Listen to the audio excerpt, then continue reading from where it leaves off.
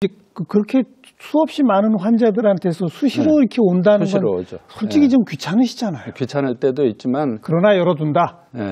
저는 신념이 의사의 24시간은 환자용이다 항상 생각을 하고 있기 때문에, 그리고 과를 흉부외과로 택했을 때부터 내가 있는 거는 존재의 이유가 환자 때문에 있는 건데 그거를 피한다는 거는 내 의무를 유기하는 거다 이렇게 생각을 하고 살았죠. 그래서 귀찮을 때도 있지만 그게 이제 보람이고 사명감이고 또 제가 여기에 있는 존재의 이유이기 때문에 생각을 하고 지금도 후회는 없습니다.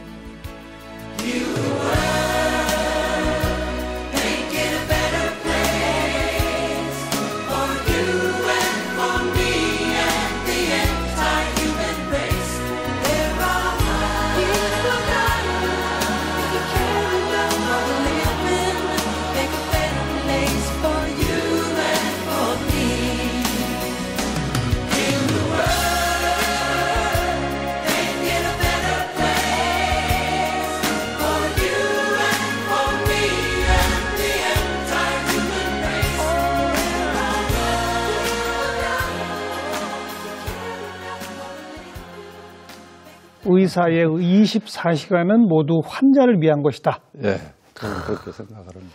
그렇게 실천하는 의사 근데 별로 없을걸요. 그래서 요즘 뭐 다 의사들이 나름대로 이유가 있고 힘들죠. 의사들을 이제 젊은 의사들을 어떻게 제가 뭐라고 나무래거나 그럴 수는 없는데 2020년도에 그 시험 거부 파동이 있었어요.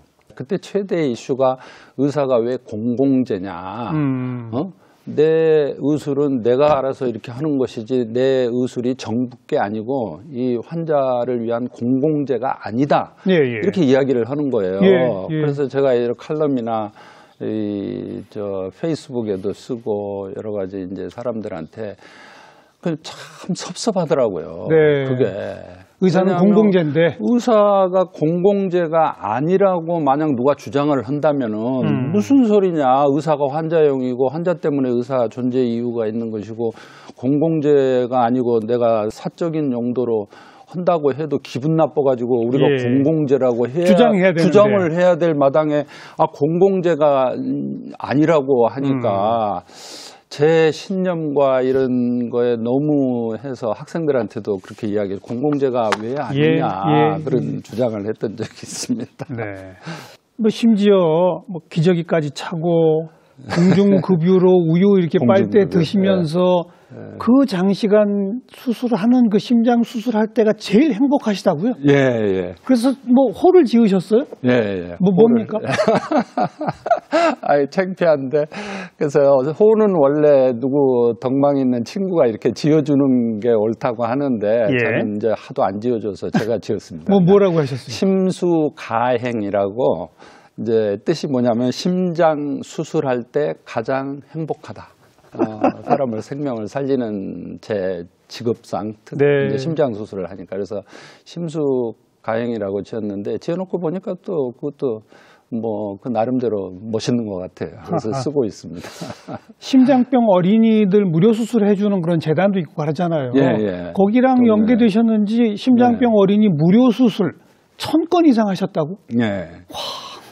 그래서 제가 이제 그 전에 저쪽 부천에 있는 세종병원에서부터 시작을 했는데 86년도에 제가 그 병원을 갔었거든요. 그리고 이제 96년도에 여기 인천 길병원으로 옮기게 됐는데 계속 길병원에 와서도 이제 그걸 했는데 83년도에 새세대 심장재단이 생겼었어요. 심장 수술하는 외과 의사로서는 굉장히 큰 그 역할을 했습니다. 그렇죠. 왜냐하면 그때만 해도 우리가 88년도에 88 올림픽 이후에 전국민 의료보험 농어촌 도시 일원화가 되고 그랬는데 그때 83년도에는 아직도 의료보험이 없는 농어촌 심장병 아이들이 죽어가고 있었거든요. 많았죠. 굉장히 많았습니다.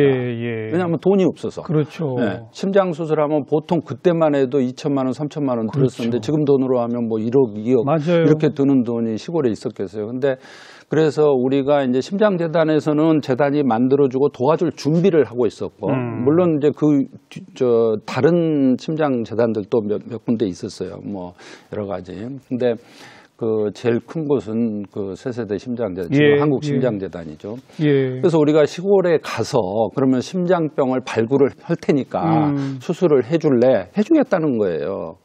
근데 시골에 누가 갑니까? 그게.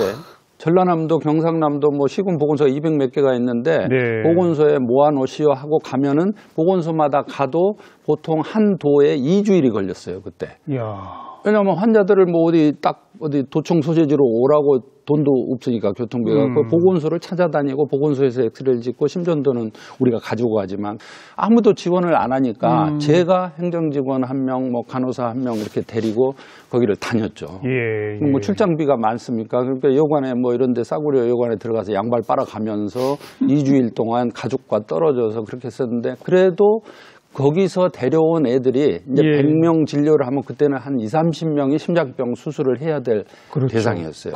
날이 갈수록 이제 해마다 좀 줄어들기는 했지만 그 데려다가 그 20-30명 애들을 한 분기별로 고쳐주고 그다음 도에 가서 또 그렇게 해서 심장재단 후원도 받고 병원에서도 물론 이제 특진비도 안 받고 뭐 비용을 좀 감해주고 그래서 그 생명을 살리는 그 작업이 너무너무 재미있었고 보람이 있었죠. 그러다 보니 다 합해서 1000건. 그런데 이제 우리나라가 의료보험이 되고 점점점 출생률도 좀 낮아지고 또 심지어는 뱃속에 있을 때 심장병이 있으면 애를 지워버리는 그런 최근에는 막 그런 것도 있고 있으면서 국내에는 사실은 심장병이 점점 없어졌어요. 줄어들었어요. 맞아요. 선천성 심장병이 거의 없어요. 그래서 이제 어디 해외로 눈을 돌리기 시작한 거죠. 외국도 여러 차례 가셨죠? 네, 외국은 굉장히 많으니까. 외국은 아직도 뭐 개발도상국에 심장병이 뭐 너무 많으니까. 그래서 최근에는 코로나로 좀 주춤했지만 그래서 저희들이 이제 외국에 나가서 그러면 이 사업을 한번 해보자. 그래서 하기 시작했는데 저는 자부심을 느끼는 게 우리 흉부외과 의사 저뿐만 아니고 다른 병원들도 그런 뜻이 있는 의사들이 매년 무료 순회 해외 봉사 팀을 꾸려가지고 해외에 가서 그런 심장 수술을 데려오거나 또 현지에 가서 수술을 해주고 교육을 해주거나 이런 일을 한단 말이죠.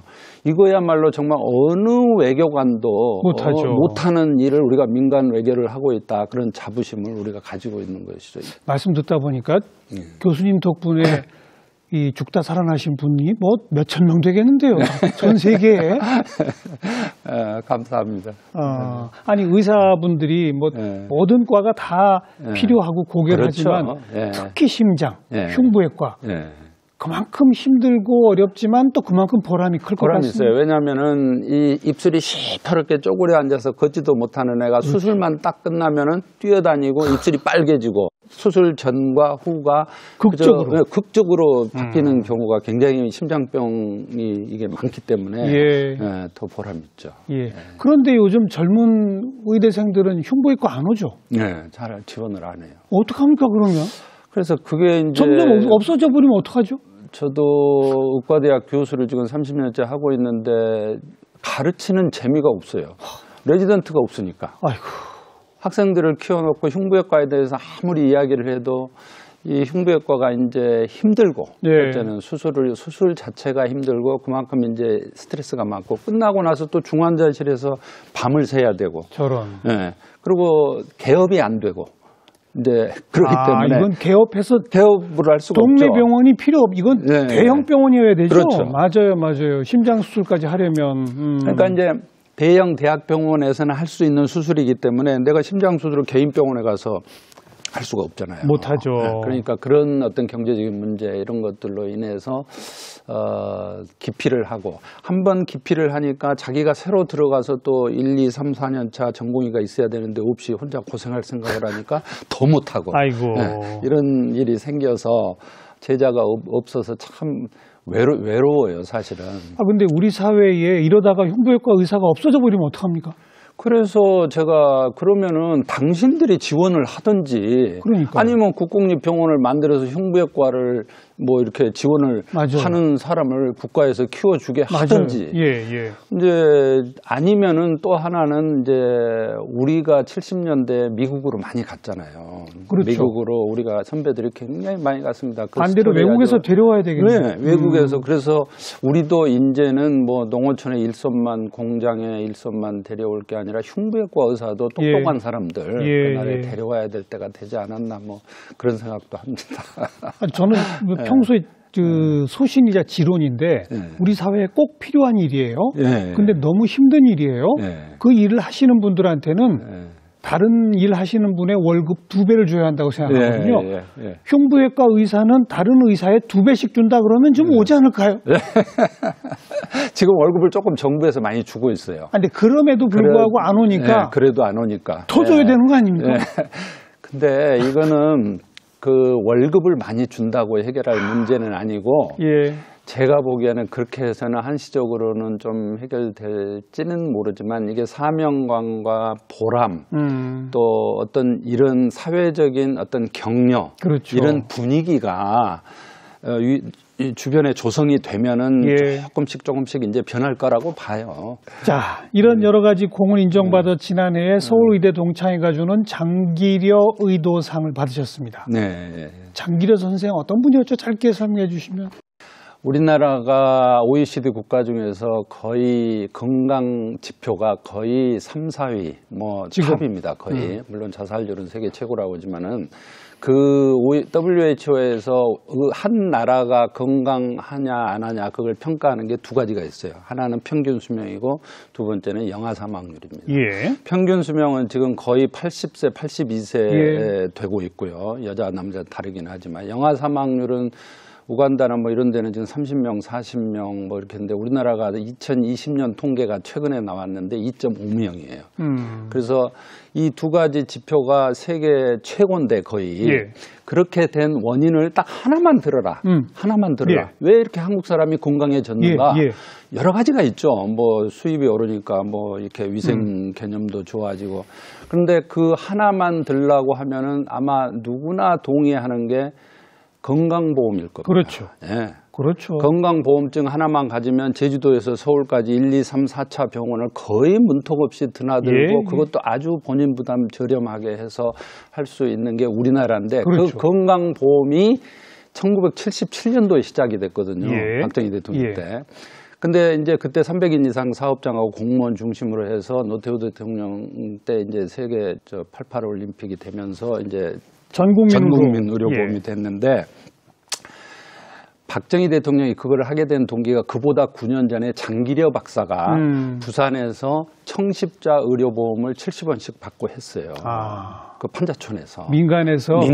그렇죠. 그거를 듣고 제가 알기로는 박정희 대통령이 그러면 그 장기려 박사의 청십자 의료보험 저렇게 훌륭한 일을 하시는 분의 의료보험이 우리나라도 필요한 것 같다. 그걸 인식을 했고 그다음에 일본의 의료보험을 참고로 해서 한번 검토를 해봐라 하고 만든 게 77년도의 의료보험이라고 알고 있습니다. 그래서 장기려 박사는 그분이 개인적으로도 너무나 훌륭한 일을 하셨지만 우리나라의 의료보험에 어떤 보면 토대를 마련하신 분이다. 그래서 지금 우리가 이렇게 건강하게 된 동기가 된 그래서 너무나 훌륭하신 분이다. 이렇게 존경을 하는 분인데 아이고 제가 부끄럽게 그 상을 받아가지고 정말 좀 창피합니다. 그뿐 아니라 여러 봉사활동도 많이 하고 계신데 그 가운데 탈북 의료인을 지원하는 일을 하고 계시잖아요. 그건 어떤 지원을 하는 겁니까? 또 탈북 의료인이라면 북한에서 뭐 의사 간호사로 일하다가 오신 분들 어떤 지원을 하는 거죠? 그러니까 지금 탈북하는 분 중에 이제 의사 간호사, 치과 의사, 한의사 뭐 이런 분들 또 치기공사 뭐 이런 분들도 있고 이제 이러는데 이분들이 한국에 와서 간호사들은 비교적 정착을 잘하고 시험도 보고 이러는데 나머지 분들 간호사들도 물론이고 한국의 의사 시험을 봐야 돼요.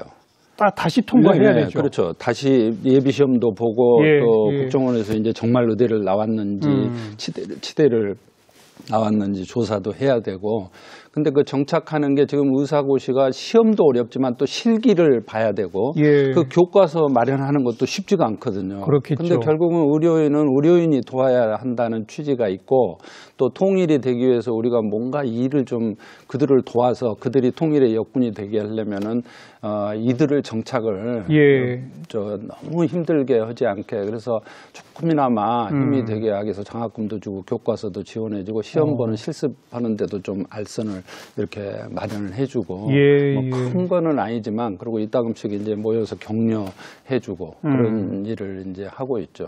네. 그래서 간호사들은 상당히 많이 이제 시험에 합격도 하고 그렇게 했습니다. 북한의 의료 장비 지원하는 사업 이건 또 뭡니까? 그 아까 말한 그 탈북 의료인들 돕는 데하고 하나반도 의료연합이라고 있는데 북에서는 북조선이라고 그러고 남에서는 한반도라고 그러잖아요. 그래서 이거를 한반도 의료연합이라고 하려고 했더니 북쪽에서는 또 북을 돕는 단체인데 안 좋아하잖아요. 그래서 하나반도라고 이름을 고쳐서 이제 하나반도. 그래서 하나반도에서 이제 탈북을 하신 분들은 우리가 그렇게 해서 이제 조금씩 이제 도움을 주려고 하고 있고 또 하나는 이제 북에 있는 또 블라디보스톡에 나와 있는 노동자들 이런 사람들을 뭔가 좀 우리가 도와주자 하는데 너무 형편이 열악하니까 그래서 거기다가 뭐 큰 병원을 지어줄 수는 없는 것이고 왕진 가방에다가 그 이름을 911이라고 했어요. 911? 비용이 91만 원 정도 들어가기 때문에 또 119가 응급을 뜻하잖아요. 미국이 911 아닙니까? 그래서 91만 원 내면은 왕진 가방 하나를 기증한다. 그래서 911 기증 운동을 벌였는데 그 안에 이제 당뇨 체크하는 거, 간단한 봉합할 수 있는 거, 또 발치하는 거, 한의사들 침 뜰 수 있는 거 소독해가지고 소독약, 붕대 이런 거를 다 넣었어요. 그러니까 각종 의료 장비. 의료 장비. 웬만한 응급처치는 다 할 수 있게. 그걸로 해서 벌목공들도 나무배다가 다치면은 바로 거기서 치료를 하고 약을 바를 수 있게 항생제 연고도 넣고 그렇게 해서 그거를 만들어서 지금 뭐 한 300개 정도 보냈습니다. 저희들이. 그럼 그걸 누가 받아서 활용하는 거예요? 북에 있어요. 북한에 있는 무역하는 분들. 아니, 그러니까 그렇게 해서 전달되는 거는 북한의 의료인들한테 가는 겁니까? 그렇죠. 의료인들. 장비가 부족하니까. 약도 없고 보건소가 말이 보건소니까 아무것도 없잖아요. 그래서 거기다가 이제 이 북한에 드나드는 중국 교포들 해서 보내고 이렇게 해서 사진 찍고 확인증 막 그거는 뭐 어떻게 다른 데 쓸 수가 없는 거기 때문에 그래서 그런 일도 하고 있습니다. 또 뭐 탈북민뿐 아니라 외국에서 온 유학생 지원도 하신다면서요? 그건 어떤 또 사업입니까? 그거는 이제 저희 집사람이 지방의 대학에 교수로 있었을 때 거기 아프리카에서 뭐 우간다, 시에라리온, 케냐 이런 데서 학생들이 많이 왔는데 애들이 이제 한국에 정착하고 자기 나라에 돌아갈 때까지 공부하는 동안 이제 어려우니까 어렵죠. 어려우니까 특히 가난한 나라에서 온 학생일수록 가난한 나라에서 오는 애들을 어떻게 하나 그래서 저희 집에 이제 뭐 한 부부는 데려다가 2년씩 이렇게 이제 숙식도 같이 하게 하고 데리고 있었어요. 집에서 그냥? 네, 저희 집에서 당진에 이제 푸른들에서 그래서 데리고 이제 거기서 애도 낳고 지금은 케냐로 돌아가서 국회의원에 출마도 했거든요. 떨어지기는 했지만 그래서 거기 역할을 그렇게 하고 있어요. 그렇고 이제 시에라리온에서 온 애 뭐 이런 데서 온 애들이 저희 집에서 이제 음악회도 열어주고 뷔페도 이렇게 대접을 해주고 또 장학금 전달을 저 1학기, 2학기에서 주고 이렇게 하고 있죠. 뭐 많은 돈은 아니지만. 마지막으로 푸른들 공동체라고 만드셨다고요? 이거는 어디에 있고 뭐 하는 곳입니까? 그것도 이제 저희 집사람이 사실은 노인복지학과를 나왔는데 노인미술대학을 나오고 대학원을 노인복지학과를 나왔는데 서울역에 이제 노숙자 급식봉사하고 미술치료봉사를 갔어요. 가서 이제 저는 이제 몰랐다가 나중에 집에 와서 저희 집사람이 이러이러해서 이렇게 저 노숙자들이 이렇게 지내고 있는데 뭔가 도울 방법이 없을까? 근데 가만히 생각을 해보니까 저도 그렇고 그 전에 노숙자들과 하루 한 끼 밥 주고 뭐 옷 주고 이렇게 해가지고 그 노숙 문제가 해결이 되겠어? 이렇게 이야기를 했죠. 근데 이제 그러면은 그렇게 이제 이야기를 저도 이제 그래서 급식봉사도 하러 가고 이렇게 하다가 당진에 이제 제가 노후 대비를 해서 사실은 땅을 3,000평을 사놓은 게 있었어요. 아, 옛날에. 개인 땅으로? 예, 개인 땅으로. 예. 사놨다가, 야, 그러면은 그 중에서 정말 이 노숙자들은 다 어떻게 보면 알코올 중독에다가 맞아요. 낙인이 찍혀서 회사 취직하려고도 안 되고 또 친구들 만나면 술 먹게 되고 뭐 술, 담배는 기본이고 그런 생활이 아주 패배주의적인 생활이 있어서 근데 그 중에 몇 명이 내가 정말 자활을 하고 싶다. 술도 끊고 또 농사지어서 내가 벌어먹고 싶다 하는 사람이 있단 말이죠. 그렇겠죠. 있어요. 그 중에 그렇죠. 몇 명, 100명 중에 30명은 있어요. 그래서 그런 사람들을 선별을 해서 훈련하는 데가 있어요. 한 6개월 정도. 예. 거기를 거친 다음에 거기서 검증이 되면은 우리가 받겠다 해가지고 그런 사람을 받기 시작을 했어요. 그래가지고 거기서 고추 농사도 짓고 고구마 농사도 짓고 또 농사 짓는 거는 땅을 내놨죠. 너무 법인으로 해서. 예. 요양원도 지어주고. 알겠습니다. 그래서 숙식을 거기서 하고 니네들이 벌어서 농사 짓는 건 니네들이 가져라. 예. 그렇게 해서 주고 있어요. 예. 네, 지금도 하고 있습니다. 노숙자들 잠잘 곳, 기거할 곳 마련해주고 농사 지으라고 땅까지 주신 거네. 네. 그렇게 하고 노숙자뿐만 아니라 출소자들까지도 그런 분들이 이제 푸른들 공동체 생활을 하고 있습니다. 네. 심수가행, 심장 수술을 할 때가 가장 행복해. 봉사 활동이 이제 두 번째 행복하신 것 같은데. 네, 그렇죠. 근데 그게 억지로 해서는 되는 건 아닌 것 같고, 이게 운명이라고 할까, 억눌리고 가난하고 좀 불쌍한 사람들을 보면은 그걸 돕고 싶었던 마음이 좀 있긴 있었던 것 같아요. 그래서 그 사람들하고 제가 이제 주말에 가면은 김치찌개도 제가 해주고 설거지도 해주고 그 사람들하고 같은 테이블에서 이제 밥 먹고 있는데 그게 막 이렇게 낯설지가 않고 이렇게 보듬어 주고 싶고 그런 마음이 드는 건 어쩔 수 없나 봐요. 그런 거는. 앞으로 계획이 있으시다면?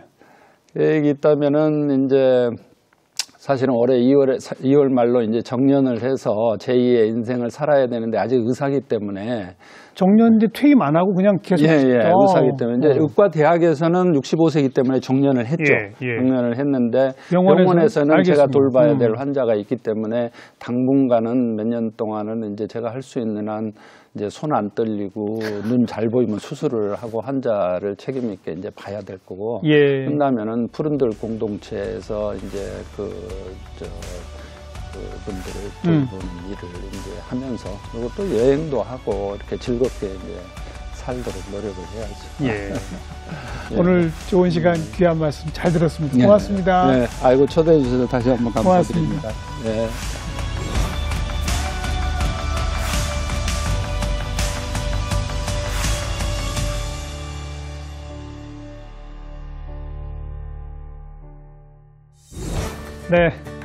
참 그 악조건에 그 장시간 어려운 수술을 하시면서도 그때가 가장 행복하다고 말하는 공공재로서의 의사. 네. 참 우리 모두 본받아야 할 것 같습니다. 다음 시간 또 뵙겠습니다. 안녕히 계십시오.